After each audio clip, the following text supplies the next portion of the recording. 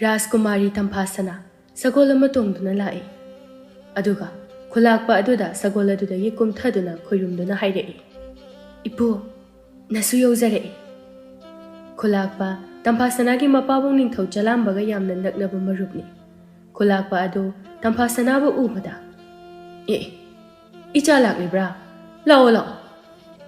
Ipa ibungona ipugi nakta laibana hena. Khudong charagani haibiba aduda nasu hekta lakchabani. Pare. Ainasu haikibani. Handaki sida icha su yauhannaba haiduna. Khulakpa adugi manakta lairiba paikombada wansinduna. Sese mahakasu masakhangno. Paikhomba karino thabak ama yamna thawai yauna tawduna laibani. Paikombada khulakpa aduna. Paikhomba mahaka masakhangno. Mahakna puma haiba lebak adugi ningthau chalambagi machanupi Rajkumari tampasana kawani.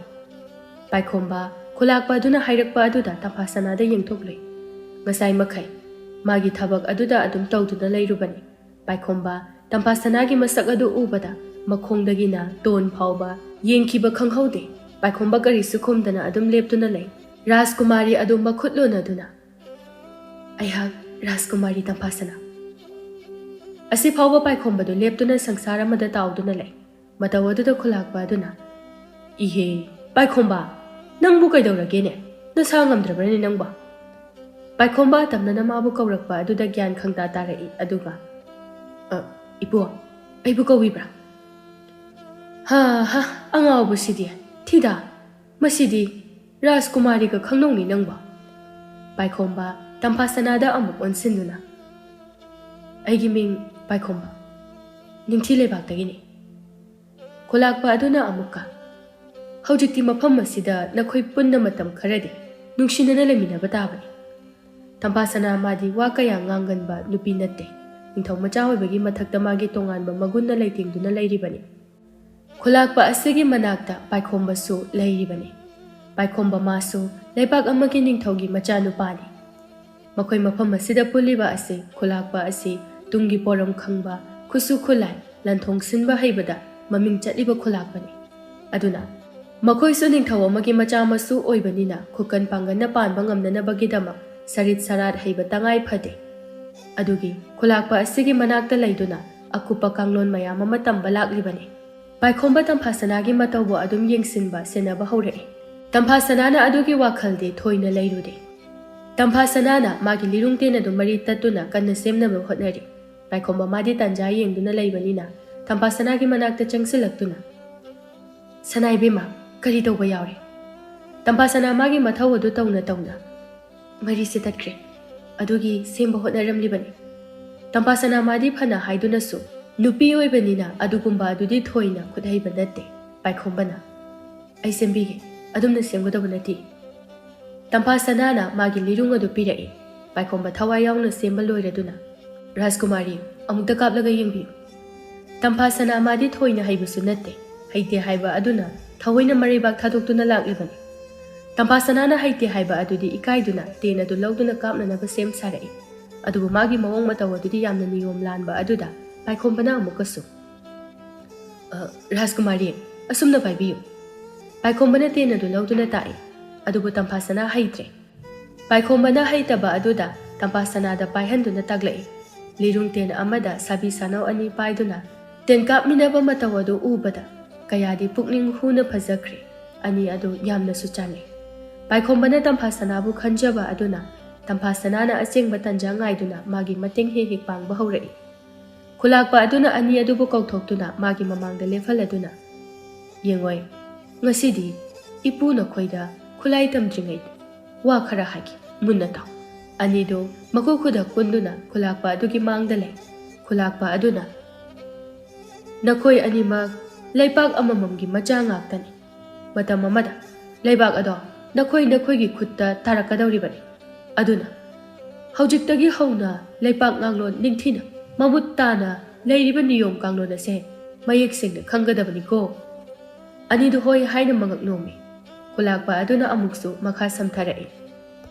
Leipak amagi mapi mapa oiba haibasidi mitlam chama panba tholakadawba thogdok khuding khangba karigumba Lai hau lampo irang thokpa taragasu Pukning wakhal ingna thabak adubu thauna leina thingnaba ngamgadabani. Achan mirai naiba yade ko. Khulakpadugi manai ama changlaktuna. Khulakpana takpiba khuchu khulayada lawthoktuna semba saba loina loiduna thanamni. Lingthokpirakpa yaragani. Khulakpa adu aniduda amuk onsinduna. Haujikti khulairomda amuk mai onsilasi. Nongmagi macha khaina mamut tana amamamta oina mayek sengna take ko. Khulakpadu mang thangduna chatni. Anidu maram mokpa angang dauna. Khulakpadugi matungda tumina adum inay. Khulakpa aduna thang amamam piduna. Sese. Ipu takpa hauragi ko munna yeng. Aigi khong thang ase cheksinna yeng ho ko. Khulakpa adu ani aduda thangi thanglon tawduna. Yamna kanna takli. Paikhombadi nupaga oire takpaga haibana hali. Tamphasana su thoina nemlubadi natte. Adugu paikhombaga hek lamba tawba aduda matawbani. Khulakpa aduna paikhombada. Chumme. Somda. Layune. Oh, aduni dana. Ichadi yamna haire. Khulakpa ani adu ngai hak takle. Ahal matamga oirakpaga kuina takpa ngamdre. Paikhombana khara thuna haiba aduda. Paikhomba nangna ne. Nachal Rajkumari asibu khara takpi. Magi khonglai ase khara wat ai yenki. Paikhomba irujaningbaga thongra tekpaga chapmane. Paikhomba raspuba wahega loinana. Se sumaina mamangi khongdo adu hana thangkatuna layu. Tamphasana paikhombana tawriba mawong adu yengduna khongthang tapna makhut aduna thangi jagoi saduna leirai. Khulakpa aduna ho aduni dana adumna leigadabani. Khulakpa paikhombana tamphasana da takpibado achum-chumda ngaihak yenglaga. Nakhoi ani ngaihak aurairo ko matam sungali.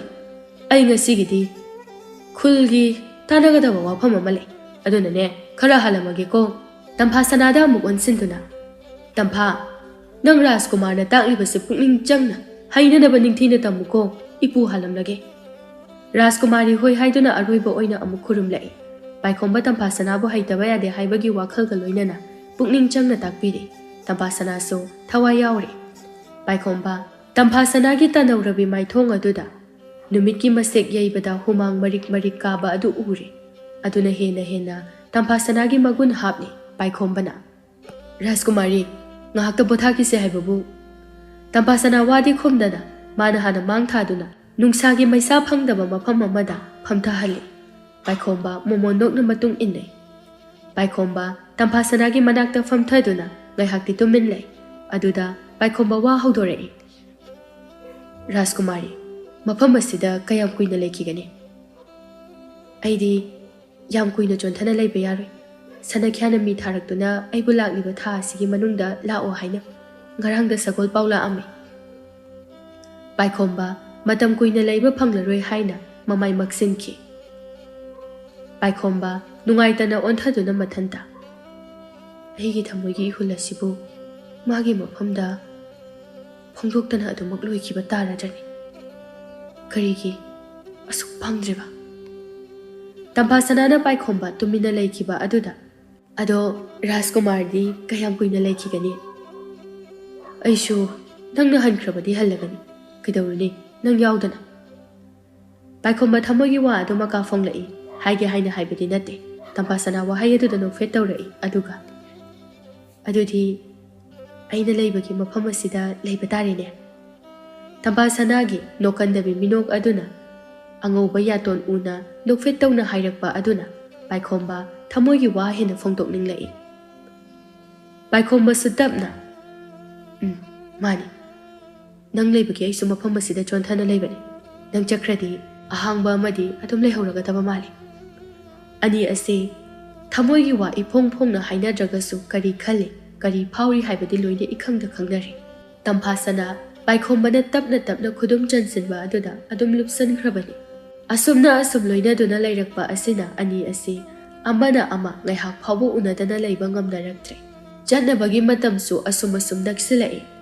Tamphasana anganba ayuki sagol tongduna chingya amada mathanda thoglai.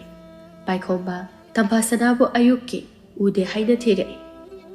Adubu Tamphasana gi leiva madugi akoiba aduda leitraba aduda Paikhomba mathanda nungsa thizarai. ꯃꯤꯉꯣꯟꯗ ꯍꯪꯒꯗꯕꯁꯨ ꯃꯈꯣꯏ ꯑꯅꯤꯒꯤ ꯃꯔꯤ ꯑꯗꯨ ꯃꯀꯥ ꯐꯣꯡꯅꯤꯡꯗꯦ ꯑꯗꯨꯅ ꯃꯤꯅ ꯈꯪꯈꯤꯅꯤ ꯍꯥꯏꯅ ꯆꯤꯡꯅꯖꯩ ꯑꯗꯨꯒ ꯑꯁꯨꯝ ꯊꯤꯕ ꯐꯪꯂꯛꯇꯕ ꯑꯗꯨꯗ ꯄꯥꯏꯈꯣꯝꯕ ꯈꯨꯂꯥꯛꯄꯒꯤ ꯃꯅꯥꯛꯇ ꯆꯪꯁꯤꯟꯗꯨꯅ ꯏꯄꯨ ꯇꯝꯐꯥ ꯁꯅꯥꯗꯤ ꯎꯗꯦ ꯀꯗꯣꯝ ꯆꯠꯈ꯭ꯔꯕꯒꯦ ꯃꯍꯥꯛꯇꯤ ꯆꯤꯡꯌꯥꯗ ꯆꯠꯀꯅꯤ ꯍꯥꯏꯔꯝꯕꯅꯤꯅꯦ ꯑꯩꯗꯤ ꯅꯪꯒ ꯆꯠꯂꯤꯕꯣꯏ ꯅꯤꯡꯉꯤ ꯀꯅꯥꯗ ꯆꯠꯂꯤꯕꯖꯥꯠꯅꯣꯅꯦ ꯅꯪꯁꯨ ꯌꯥꯎꯗ꯭ꯔꯕꯅꯤꯅ ꯏꯄꯨ ꯑꯩꯁꯨ ꯈꯪꯖꯍꯧꯗ꯭ꯔꯦ ꯑꯗꯨꯅ ꯏꯄꯨꯗ ꯍꯪꯖꯕꯅꯤ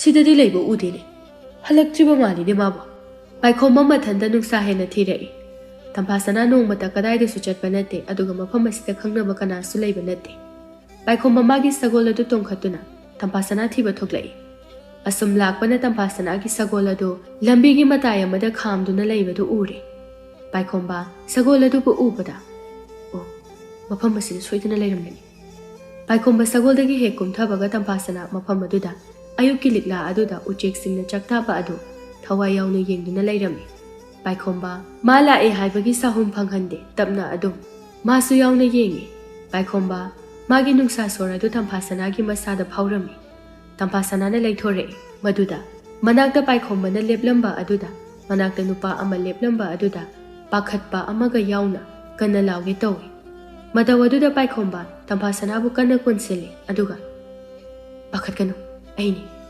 ꯀꯔꯤꯒꯤ ꯑꯗꯨꯛꯇ ꯍꯥꯔꯤꯅꯣ ꯇꯝꯐꯥꯁꯅꯥꯅ ꯄꯥꯏꯈꯣꯝꯕꯒꯤ ꯃꯈꯨꯠ ꯑꯗꯨ ꯂꯧꯊꯣꯛꯇꯨꯅ ꯀꯔꯤꯒꯤ ꯇꯨꯃꯤꯟꯅ ꯂꯥꯛꯏꯗꯤ ꯑꯗꯨꯝꯅ ꯇꯧꯕ ꯍꯧꯅꯕ꯭ꯔꯣ ꯍꯧꯅꯩ ꯍꯧꯅꯗꯦ ꯅꯪꯅ ꯑꯩ ꯇꯥꯛꯂꯝꯗꯅ ꯅꯊꯟꯇ ꯑꯆꯤꯛꯄꯁꯤꯗ ꯆꯠꯈꯤꯕꯗꯨꯕꯨ ꯍꯧꯅꯕ꯭ꯔꯕ ꯑꯩꯗꯤ ꯏꯄꯨꯗ ꯍꯥꯏꯔꯝꯂꯒ ꯏꯄꯨꯒꯤ ꯑꯌꯥꯕ ꯂꯧꯗꯨꯅ ꯆꯠꯄꯅꯤ ꯑꯁꯤ ꯍꯥꯏꯔꯝꯂꯒ ꯇꯝꯐꯥꯁꯅꯥ ꯇꯨꯃꯤꯟꯅ ꯅꯨꯡꯉꯥꯏꯇꯅ ꯂꯩꯈ꯭ꯔꯦ ꯄꯥꯏꯈꯣꯝꯕ ꯑꯃꯨꯛꯀꯁꯨ ꯀꯩꯒꯤꯅꯣ ꯑꯆꯤꯛꯄꯁꯤꯗ ꯅꯊꯟꯇ ꯆꯠꯂꯝꯂꯤꯕꯗꯤ ꯑꯩ ꯍꯌꯦꯡ ꯆꯠꯄ ꯇꯥꯔꯦ ꯑꯗꯨꯅ ꯃꯐꯝ ꯑꯁꯤꯕꯨ ꯀꯣꯏꯅ ꯑꯃꯨꯛꯇꯪ ꯌꯦꯡꯅꯤꯡꯉꯤ ꯃꯐꯝ ꯑꯁꯤꯗ ꯑꯩꯒꯤ ꯄꯨꯟꯁꯤꯒꯤ ꯏꯍꯨꯜ ꯊꯕꯛ ꯊꯧꯅꯥ ꯀꯌꯥ ꯑꯃ ꯇꯥꯛꯄꯤ ꯇꯝꯕꯤꯔꯤ ꯄꯨꯝꯅꯃꯛ ꯑꯁꯤ ꯄꯨꯗꯨꯅ ꯑꯩ ꯆꯠꯄ ꯇꯥꯕꯅꯤ ꯄꯥꯏꯈꯣꯝꯕ ꯃꯥꯁꯨ ꯇꯝꯐꯥꯁꯅꯥ ꯆꯠꯈ꯭ꯔꯅꯤ ꯍꯥꯏꯕ ꯑꯗꯨꯗ ꯍꯦꯟꯅ ꯅꯨꯡꯉꯥꯏꯔꯛꯇ꯭ꯔꯦ ꯄꯥꯏꯈꯣꯝꯕ ꯑꯃꯨꯛꯁꯨ ꯉꯁꯤꯗꯤ ꯅꯨꯃꯤꯠꯀꯤ ꯈꯣꯡꯆꯠ ꯑꯁꯤ ꯐꯥꯗꯨꯅ ꯊꯝꯃꯤ ꯃꯤꯀꯨꯞ ꯑꯁꯤꯅ ꯑꯔꯣꯏꯕ ꯑꯣꯏꯈ꯭ꯔꯕꯗꯤ ꯀꯝꯗꯧꯒꯅꯤ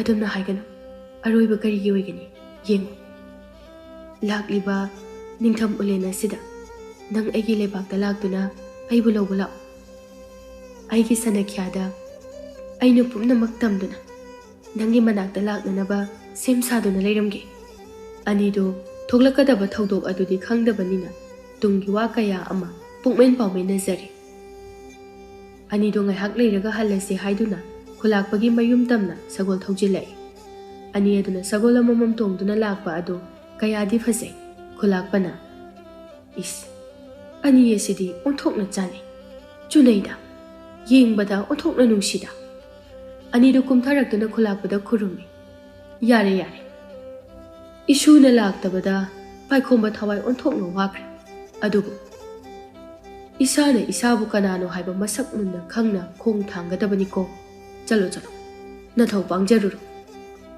ꯈꯨꯂꯥꯛꯄ ꯀꯣꯆꯤ ꯀꯣꯠꯇꯨꯅ ꯍꯥꯏꯔꯛꯏ ꯑꯅꯤꯁꯨ ꯀꯔꯤꯁꯨ ꯈꯨꯝꯗꯅ ꯃꯥꯒꯤ ꯂꯩꯐꯝ ꯑꯗꯨꯗ ꯂꯥꯛꯏ ꯈꯨꯂꯥꯛꯄ ꯑꯃꯗꯤ ꯑꯅꯤ ꯑꯁꯤ ꯌꯦꯛꯅꯕ ꯅꯤꯡꯊꯧꯒꯤ ꯃꯆꯥ ꯉꯥꯛꯇꯅꯤ ꯍꯥꯏꯕ ꯈꯪꯂꯤꯕꯅꯤ ꯑꯗꯨꯒ ꯄꯥꯏꯈꯣꯝꯕ ꯑꯃꯁꯨꯡ ꯇꯝꯐꯥꯁꯅꯥ ꯑꯅꯤ ꯑꯁꯤꯕꯨ ꯑꯃꯠꯇ ꯑꯣꯏꯅ ꯄꯨꯟꯁꯤꯟꯕ ꯄꯥꯝꯖꯩ ꯃꯄꯥ ꯑꯅꯤꯅ ꯅꯤꯡꯂꯤꯕ ꯌꯦꯛꯅꯔꯤꯕ ꯑꯗꯨ ꯃꯈꯣꯏ ꯑꯅꯤꯅ ꯇꯥꯏꯁꯤꯟꯅꯗꯨꯅ ꯑꯃꯠꯇ ꯑꯣꯏꯍꯟꯅꯤꯡꯉꯤ ꯈꯨꯂꯥꯛꯄ ꯑꯅꯤ ꯑꯗꯨꯅ ꯆꯠꯈꯤꯕ ꯑꯗꯨꯗ ꯊꯩꯕꯪ ꯁꯦꯝꯕ ꯃꯄꯨꯅ ꯀꯔꯤꯕꯨ ꯇꯝꯂꯝꯒꯕ ꯃꯆꯤꯡ ꯈꯥꯕ ꯅꯤꯡꯊꯧ ꯉꯥꯛꯇꯅꯤ ꯈꯨꯂꯥꯛꯄ ꯑꯅꯤꯗꯨꯅ ꯆꯥꯟꯅꯕ ꯅꯨꯡꯁꯤꯖꯕ ꯑꯗꯨ ꯎꯕꯗ ꯍꯥꯏꯗ꯭ꯔꯕꯁꯨ ꯂꯣꯏꯅ ꯈꯪꯂꯤꯕꯅꯤ ꯇꯁꯦꯡꯅ ꯄꯥꯏꯈꯣꯝꯕ ꯑꯃꯗꯤ ꯇꯝꯐꯥꯁꯅꯥ ꯑꯅꯤ ꯑꯁꯤ ꯌꯥꯝꯅ ꯆꯥꯟꯅꯩ ꯂꯥꯏꯅ ꯐꯥꯎꯕ ꯀꯜꯂꯛꯄ ꯍꯥꯏꯕꯗꯨ ꯑꯣꯏꯔꯤꯕꯅꯤ ꯇꯝꯐꯥꯁꯅꯥ ꯅꯣꯡꯉꯥꯜꯂꯗꯨꯅ ꯆꯠꯅꯅꯕ ꯁꯦꯝ ꯁꯥꯔꯦ ꯄꯥꯏꯈꯣꯝꯕ ꯆꯪꯂꯛꯇꯨꯅ ꯔꯥꯖꯀꯨꯃꯥꯔꯤ ꯆꯠꯅꯅꯕ ꯁꯦꯝ ꯁꯥꯕ ꯂꯣꯏꯔꯕ꯭ꯔꯥ ꯇꯝꯐꯥꯁꯅꯥꯅ ꯄꯥꯏꯈꯣꯝꯕꯒꯤ ꯃꯁꯛ ꯑꯗꯨ ꯌꯦꯡꯕ ꯐꯥꯎꯕ ꯉꯝꯗ꯭ꯔꯦ ꯀꯔꯤꯁꯨ ꯈꯨꯝꯗꯅ ꯑꯗꯨꯝ ꯇꯨꯃꯤꯟ ꯂꯩ ꯔꯥꯖꯀꯨꯃꯥꯔꯤꯅ ꯍꯥꯏꯕ ꯃꯇꯝ ꯑꯗꯨꯗ ꯑꯩ ꯅꯪꯒꯤ ꯅꯥꯛꯇ ꯁꯣꯏꯗꯅ ꯂꯥꯛꯀꯅꯤ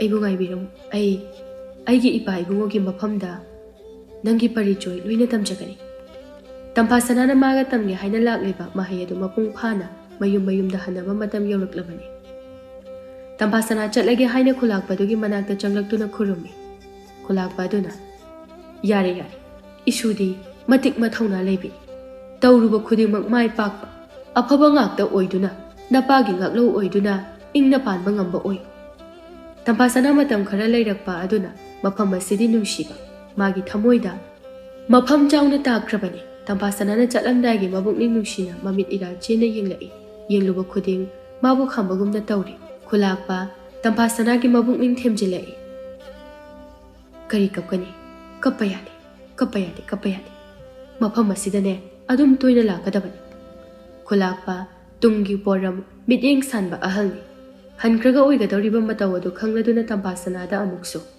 ꯌꯦꯡꯉꯣꯏ ꯅꯪꯒꯤ ꯂꯩꯕꯥꯛꯇ ꯌꯧꯔꯒ ꯑꯍꯜ ꯑꯣꯏꯔꯕ ꯅꯪꯒꯤ ꯅꯄꯥꯕꯨ ꯅꯪꯅ ꯅꯄꯨꯛꯅꯤꯡ ꯐꯥꯊꯗꯨꯅ ꯊꯦꯝꯖꯤꯟꯗꯨꯅ ꯂꯩꯕꯥꯛ ꯏꯔꯥꯡ ꯍꯧꯗꯅ ꯂꯩꯉꯥꯛꯅꯕ ꯍꯣꯠꯅꯒꯗꯕꯅꯤꯀꯣ ꯅꯈꯣꯏꯅ ꯂꯩꯕꯥꯛ ꯑꯁꯤꯒꯤ ꯃꯄꯨ ꯑꯃꯨꯛ ꯑꯣꯏꯔꯛꯀꯗꯧꯕꯅꯤ ꯃꯇꯝ ꯑꯣꯜꯂꯛꯄꯒꯤ ꯃꯇꯨꯡ ꯏꯟꯅ ꯅꯈꯣꯏꯒꯤ ꯄꯨꯛꯅꯤꯡ ꯋꯥꯈꯜꯁꯨ ꯑꯐꯕ ꯃꯥꯏꯀꯩꯔꯣꯝꯗ ꯄꯨꯅꯅꯕ ꯍꯣꯠꯅꯒꯗꯕꯅꯤ ꯄꯥꯏꯈꯣꯝꯕꯗ ꯑꯃꯨꯛ ꯑꯣꯟꯁꯤꯟꯗꯨꯅ ꯏꯄꯥꯅ ꯍꯥꯏꯔꯤꯕꯁꯦ ꯇꯥꯔꯕ ꯈꯪꯂꯕ ꯅꯠꯇ꯭ꯔꯥ ꯄꯥꯏꯈꯣꯝꯕ ꯅꯪꯁꯨ ꯈꯨꯂꯥꯛꯄꯗꯨꯅ ꯅꯤꯡꯊꯧ ꯑꯃꯅ ꯇꯧꯒꯗꯕ ꯇꯧꯔꯣꯏꯗꯕ ꯄꯨꯛꯅꯤꯡ ꯂꯧꯁꯤꯡ ꯑꯣꯏꯕ ꯌꯥꯕ ꯌꯥꯗꯕ ꯃꯐꯝ ꯀꯌꯥ ꯑꯃꯒ ꯑꯃꯨꯛ ꯍꯥꯏꯕꯤꯔꯛꯏ ꯄꯥꯏꯈꯣꯝꯕ ꯈꯪꯉꯦ ꯍꯥꯏꯕꯒꯤ ꯃꯑꯣꯡꯗ ꯃꯉꯛ ꯑꯗꯨ ꯅꯣꯝꯗꯨꯅ ꯅꯣꯟꯊꯩ ꯄꯥꯏꯈꯣꯝꯕ ꯃꯥꯁꯨ ꯉꯁꯤꯗꯤ ꯃꯄꯥꯡ ꯀꯥꯏꯅꯔꯕ ꯆꯤꯛꯂꯥꯒꯨꯝ ꯏꯇꯨꯛ ꯇꯨꯛꯊꯗꯨꯅ ꯍꯩꯅꯤꯡꯗꯅ ꯂꯦꯞꯂꯤ ꯔꯥꯖꯀꯨꯃꯥꯔꯤ ꯃꯌꯥꯝ ꯑꯗꯨꯕꯨ ꯑꯔꯣꯏꯕ ꯑꯣꯏꯅ ꯕꯤꯗꯥꯏ ꯂꯧꯗꯨꯅ ꯃꯌꯨꯝ ꯃꯥꯏꯀꯩ ꯄꯥꯡꯂꯛꯂꯤ ꯆꯂꯥꯝꯕ ꯃꯆꯥ ꯂꯥꯛꯀꯅꯤ ꯍꯥꯏꯗꯨꯅ ꯃꯅꯥꯏ ꯃꯁꯜ ꯃꯌꯥꯝ ꯑꯃ ꯇꯧꯗꯨꯅ ꯃꯆꯥꯕꯨ ꯑꯣꯛꯅꯅꯕ ꯁꯦꯝ ꯁꯥꯔꯤ ꯆꯂꯥꯝꯕ ꯑꯉꯝꯕꯗ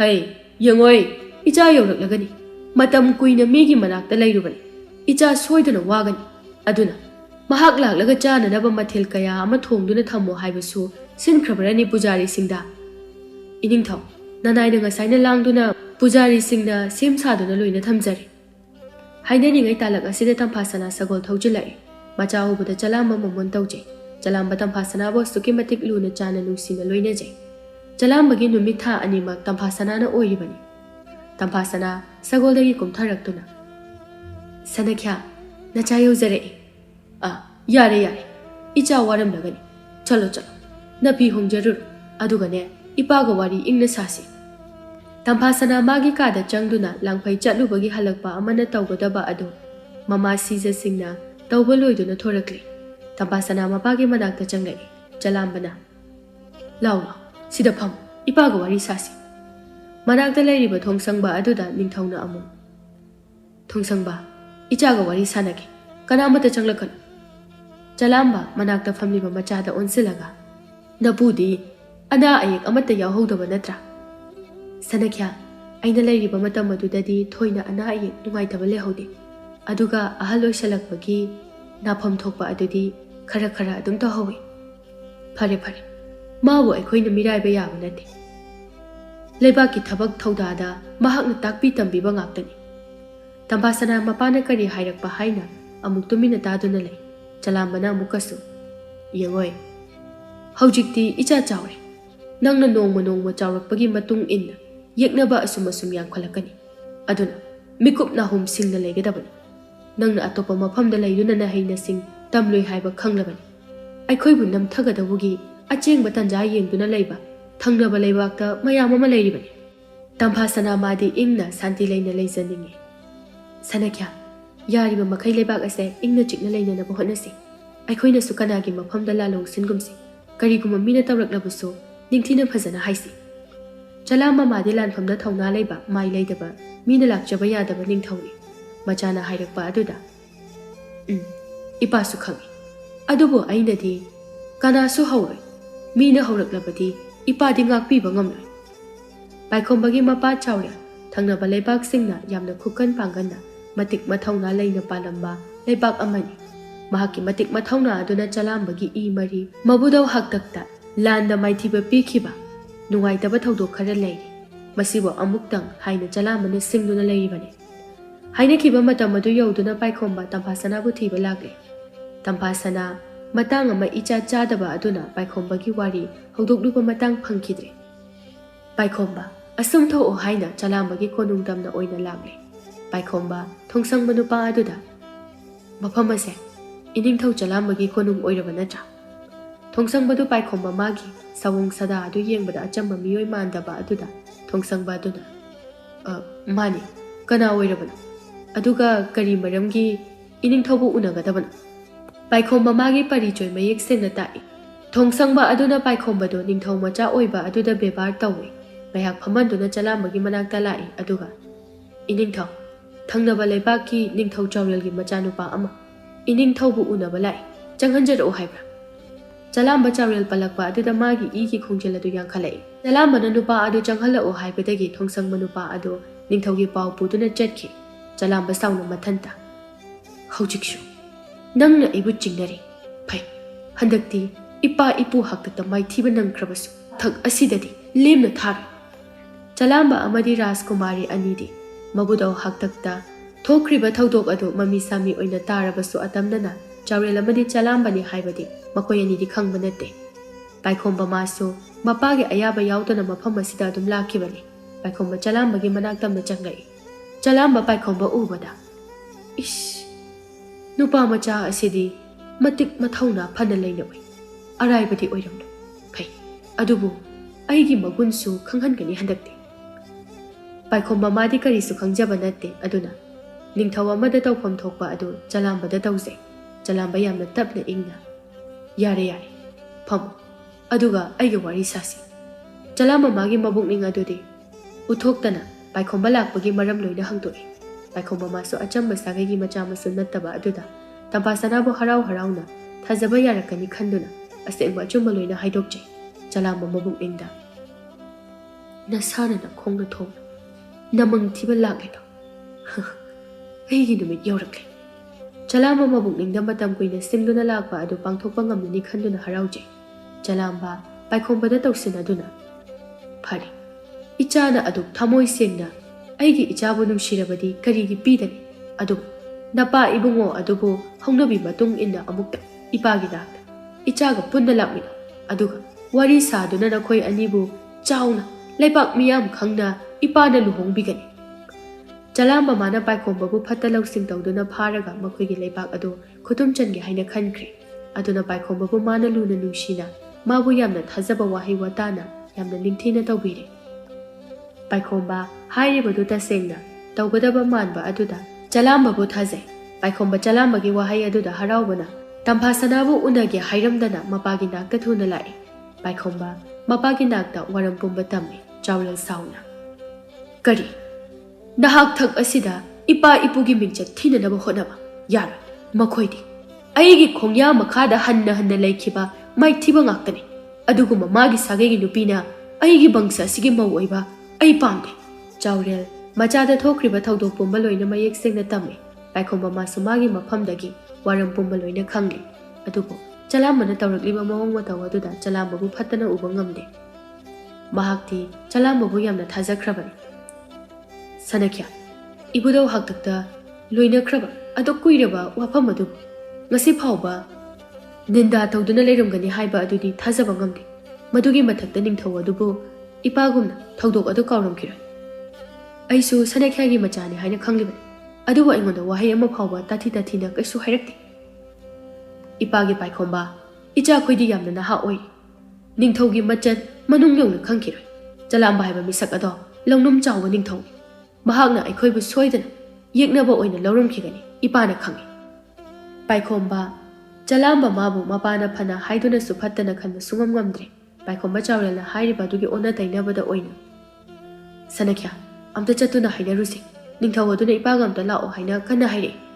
ꯆꯥꯎꯔꯦꯜ ꯃꯥꯁꯨ ꯑꯔꯥꯏꯕ ꯅꯨꯄꯥ ꯅꯠꯇꯦ, ꯄꯥꯏꯈꯣꯝꯕꯒꯤ ꯋꯥꯈꯜꯂꯣꯟ ꯑꯗꯨ ꯃꯨꯟꯅ ꯈꯪꯂꯤꯕꯅꯤ꯫ ꯑꯗꯨꯅ ꯑꯅꯤ ꯑꯁꯤ ꯑꯃꯅ ꯑꯃꯒꯤ ꯂꯝꯈꯩ ꯂꯥꯁꯟꯅꯗꯅ ꯂꯥꯟ ꯊꯣꯛꯅꯒꯅꯤ ꯍꯥꯏꯗꯨꯅ ꯈꯟꯗꯨꯅ ꯆꯦꯛꯁꯤꯟꯅ ꯂꯩꯅꯔꯤꯕ ꯉꯥꯛꯇꯅꯤ꯫ ꯆꯥꯎꯔꯦꯜ ꯐꯅ ꯀꯟꯅ ꯃꯆꯥꯗ ꯍꯥꯏꯕ ꯑꯗꯨꯗ ꯄꯥꯏꯈꯣꯝꯕꯅ ꯌꯥꯗꯕ ꯑꯗꯨꯗ ꯆꯥꯎꯔꯦꯜ ꯁꯥꯎꯔꯛꯏ꯫ ꯏꯄꯥꯒꯤ ꯄꯥꯏꯈꯣꯝꯕ, ꯑꯩꯅ ꯍꯥꯏꯔꯤꯕ ꯑꯁꯦ ꯅꯪ ꯌꯥꯎ꯫ ꯆꯂꯥꯝꯕ ꯍꯥꯏꯔꯤꯕ ꯅꯨꯄꯥ ꯑꯁꯦ ꯑꯔꯥꯏꯕ ꯅꯨꯄꯥ ꯅꯠꯇꯦ꯫ ꯅꯪꯕꯨ ꯃꯥꯒꯤ ꯂꯥꯡꯗ ꯁꯣꯏꯗꯅ ꯊꯨꯅꯅꯕ ꯍꯣꯠꯅꯔꯛꯀꯅꯤ꯫ ꯑꯗꯨꯅ ꯏꯆꯝ ꯆꯝꯅ ꯃꯐꯝ ꯑꯗꯨꯗ ꯑꯃꯨꯛ ꯍꯟꯅ ꯆꯠꯄ ꯌꯥꯗꯦ꯫ ꯀꯔꯤꯒꯨꯝꯕ ꯈꯔꯗꯤ ꯁꯣꯏꯗꯅ ꯊꯣꯛꯂꯛꯀꯗꯧꯔꯤꯕꯅꯤ꯫ ꯄꯥꯏꯈꯣꯝꯕ ꯃꯄꯥꯅ ꯁꯥꯎꯒꯠꯂꯛꯄ ꯑꯗꯨꯗ ꯋꯥ ꯃꯈꯥ ꯑꯃꯨꯛ ꯇꯥꯔꯨꯗ꯭ꯔꯦ꯫ ꯑꯗꯨꯕꯨ ꯃꯕꯨꯛꯅꯤꯡꯗꯗꯤ ꯆꯂꯥꯝꯕꯅ ꯎꯠꯂꯛꯄ ꯑꯃꯗꯤ ꯇꯝꯐꯥ ꯁꯅꯥꯅ ꯃꯥꯕꯨ ꯅꯤꯡꯖꯈꯤꯕ ꯑꯗꯨꯅ ꯃꯈꯣꯏꯗꯒꯤ ꯂꯥꯞꯊꯣꯛꯄ ꯉꯝꯗ꯭ꯔꯤ꯫ ꯄꯥꯏꯈꯣꯝꯕ ꯃꯄꯥ ꯌꯥꯎꯗ꯭ꯔꯕꯁꯨ ꯇꯝꯐꯥ ꯁꯅꯥꯒꯤ ꯃꯅꯥꯛꯇ ꯑꯃꯨꯛꯇꯪ ꯆꯠꯀꯦ ꯍꯥꯏꯅ ꯆꯞꯌꯨꯡꯅ ꯈꯟꯈ꯭ꯔꯦ꯫ ꯁꯣꯝꯗꯅ ꯀꯝꯗꯧꯔꯤ? ꯆꯂꯥꯝꯕ ꯃꯥꯅ ꯃꯇꯝ ꯀꯨꯏꯅ ꯅꯤꯡꯂꯛꯄ ꯑꯗꯨ ꯊꯨꯡꯂꯒꯅꯤ ꯍꯥꯏꯅ ꯈꯟꯗꯨꯅ ꯌꯥꯝꯅ ꯍꯔꯥꯎꯔꯦ꯫ ꯇꯝꯐꯥ ꯁꯅꯥ ꯃꯥꯁꯨ ꯄꯥꯏꯈꯣꯝꯕ ꯂꯥꯛꯑꯝꯃꯦ ꯍꯥꯏꯕ ꯑꯗꯨ ꯈꯪꯍꯧꯗꯦ꯫ Jalamba machabu kausinduna paikhoba laklamagi wari adu hogdore. Jalamba yamna mong hadana mamang thaki wari kaya machada liduna tapna haire. Yengoi hojikti sitharuraba magi makhut jaluraba sagai asibu ichagi khutta leiri. Mirol kayadi makhoibu amuktang maithiba pige haine khanduna lakpani. Adubu ngasi phawba ngamde. Ipana ningliba ase mapu mana ubiduna ichagi khuttagi mai pakpasi oizaro haina tharaklibani. Aduna yada ipana haigadawriba ase sinagadawriba ase yarakani haina ipana thase. Tamphasana magi pukning khangbi machani. Mapana hairakadawriba adu khangi. Tamphasana hairakadawriba wafam adugidama thamoigi mihoi mapam khangdana chonglei. Ma nangbu lobu soidana lakani. Maduda mabu nangna moithem tawduna phaduna thamgadabani. Aduga mapa aduba aina kaugani. Aduga ipa ipugi laman singani. Adugi paikhomba mabudi ichagi ihul khang ipana kangani. Mase ichana soidana pangthokpa ngamgadawribani.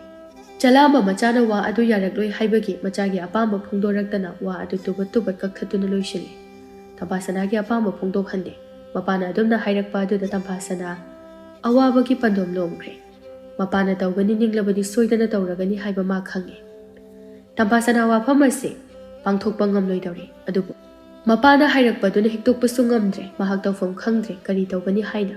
Paikhomba masu mapana haiba adu yadraduna Tamphasanaги manakta mapa taklamdana Tamphasanaги phirep khanglurage haiduna laklammi. Tamphasanana paikhomba mabu mapagi manakta laktanaba haina mapa khangandana lona haidokluge haina thoglakpada makhoi ani thengnare. Tamphasanana paikhomba ubada khonjel adu tanik na hairei. Nang aigi nakta lakpa natra chalo amukhana lakana karigumba lakpa thoklabadi tungi punsida afaba oiraru. Ai mafam asida kuina leibasu yara. Aduga akhoi anigi wari sisu amuk ningsingba thoktana leiron chatkiba oirasana.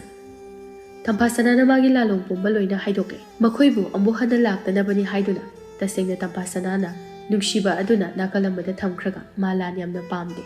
Aduna madu thoktanaba haina silubani. Paikhomba mapana haiba aduga Tamphasanana hairibaduga samnarakpa aduda ma bhab adum tai. Adubu ma Tamphasanana kauthokpadi ngamloidawri.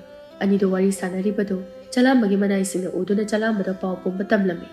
Jalamba machana pau tamthokpa aduda yamna saurami. Kari lamket lamhaibi mana aigi ithakta singnaba sai. Phai nakhoi chatuna nupa adubu masa sagan paiduna laktuna chingduna puro. Jalambagi yathang puduna manai mayam adu lai. Mayam aduna ani adubu koisinduna paikhombabu phananabu honare. Adugu paikhomba masu matik mathauna matik chana leiraba ningthau machani. Mahakna lakliba mayam adubu maithiba pire. Bikup aduda mapa ibungogi manai mayam adu sokpa amadi siba phawa yaukre. Paikhomba lamba tawbada yamna sokle. Tamphasana oiriba mataw aduda nungsa thina. Chalo nang mafam ase thatoktuna thuna chalo. Paikhomba chatlo haina Tamphasanana kanna illi. Adugu paikhomba chatlo haiba yade. Tamphasanaga punna chasi haina. Tamphasanana haimanbadagi paikhomba yamna wana asokpa mayam aduga chatkre. Jalamba pau pumba tare. Jalamba hena sauninglagle. Magi ningliba pumba macha aduna kaihanba tare. Jalamba sauna. Ipagi Tamphasana ichana asumna tawba ipana ngakpiba ngamloi. Tamphasana kina kaptuna lei. Jalamba mukaso nang magi malakta chatkadabani. Nangi na tungda akhoi mayam ama lakani. Aduga mahakbu akhoi na phaduna purakani. Jalamba machada lalong kaya sille. Tamphasana handaki asidi pangthokdaba sugya yadre. Tamphasana yaningda mapagi akanba yathang cherak adu puduna paikhombagi manakta lai. Paikhombabu mi thaduna kokthokhalli. Paikhomba madi mapana tawnu haiba adu tawnu haiduna ngangani kiduna thokriba adu haidoktana leibani. Paikhomba madi Tamphasanana magi nakta makhongna thongna lakle khanduna yamna harau jaruri. Tamphasanana paikhomba ubada masa adu thakni. Mahak tawfam khangde karamna mabu launam tawduna makhut chingni khanbada sana hik launa kablai. Paikhomba Tamphasanana wa amata haidana kaptuna leiba aduda changsilaktuna tarakliba mapi adugu taithokpiduna. Karigi nangna aduk thawna leitana kaplibana. Nanggidamak ai leirisidi aina punamak thengnagani kapkana thawna leibini nangdi. Paikhomba mana Tamphasanana khalliba adugi ona tainabada hairakliba aduda Tamphasanana hena kapningnagli. Tamphasanana makhoi ani amuk hana thongnararoi haiba ma khangi. Mapana kaitawlungda Paikhomba da piroi ꯃꯥꯒꯤ ꯌꯦꯛꯅꯕ ꯑꯗꯨꯝ ꯑꯣꯏꯒꯅꯤ ꯍꯥꯏꯕ ꯈꯪꯉꯤ꯫ ꯇꯝꯐꯥꯁꯅꯥ ꯑꯔꯣꯏꯕ ꯑꯣꯏꯅ ꯀꯞꯅ ꯀꯞꯅ ꯍꯥꯏꯔꯛꯏ, ꯃꯊꯪꯒꯤ ꯃꯄꯣꯛ ꯍꯥꯏꯕꯗꯨꯅ ꯇꯁꯦꯡꯅ ꯂꯩꯔꯝꯂꯕ ꯃꯤꯔꯝ ꯑꯁꯤꯗ ꯑꯩꯈꯣꯏ ꯑꯅꯤ ꯄꯨꯟꯅ ꯑꯃꯨꯛ ꯍꯜꯂꯛꯄ ꯑꯣꯏꯁꯤꯀꯣ꯫ ꯄꯥꯏꯈꯣꯝꯕ ꯇꯝꯐꯥꯁꯅꯥꯅ ꯊꯃꯣꯏ ꯁꯣꯛꯅ ꯑꯗꯨꯝꯅ ꯍꯥꯏꯕ ꯑꯗꯨꯗ ꯇꯝꯐꯥꯁꯅꯥꯕꯨ ꯀꯣꯟꯁꯤꯟꯕꯤꯗꯨꯅ, ꯀꯔꯤꯒꯤ ꯃꯊꯪ ꯃꯄꯣꯛ ꯈꯛꯇ ꯑꯣꯏꯒꯅꯤ?